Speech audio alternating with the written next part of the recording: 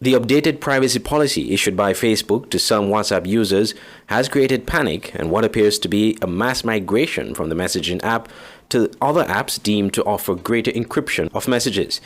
But according to IT expert Rodney Brown, managing director of eCaribbean Limited, Inns and Kits, there is no need to panic. He explains that while the new policy will have some impact on the average user, it is more geared towards WhatsApp business users. Of course, it's an opportunity for Facebook to generate revenue, but also for them to potentially utilize the data.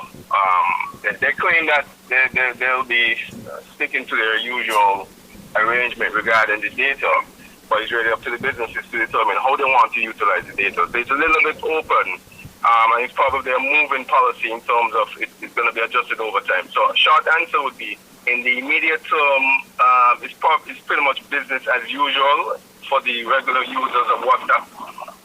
The changes don't really affect you unless you're interacting with a major entity, perhaps, as far as business is related. But from a person-to-person standpoint, nothing has really changed. Some users are beginning to explore other messaging apps like Signal and Telegram. He offers his opinion in all three apps. On one end, you have WhatsApp. On the other end, you have Signal. Telegram is probably somewhere in the middle. So Signal is the preferred option for more security. They have a strict protocol. I think WhatsApp is actually based on the Signal code. So the foundation of WhatsApp essentially is built on Signal's protocols, etc., and then WhatsApp customized certain aspects of it. As far as I know, I think WhatsApp is encrypted end-to-end in the chats, but not with calls and a few other things. Signal is encrypted. Group messages, chat, calls, etc. is full encryption. So if you're, and the features are there, they've been enhancing their features over the years, understanding that they can be a player in the market. So they've been adding features similar to what you may expect in a typical messaging service. So my advice would be to, out of the three,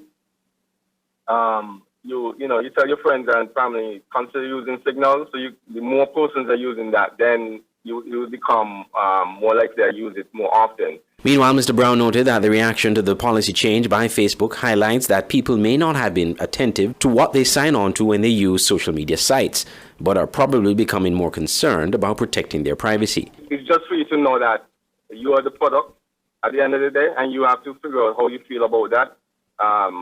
There's a lot of value in terms of the connectivity, being able to connect with friends and family from around the world and sharing information, interacting easily, all those type of things. There's a lot of value in it, so it's not to discount the value in social media, but you just have to understand what your role is in the overall business practice. WhatsApp on January 4th updated its privacy policy to allow it to share user data with its parent company Facebook and other group firms. The data includes location and phone number. The move has triggered a backlash across the world and led to a surge in the downloading of alternative messaging apps such as Signal and Telegram. WhatsApp has since delayed the launch of the new policy to May this year. Andre Huey, SKN Newsline.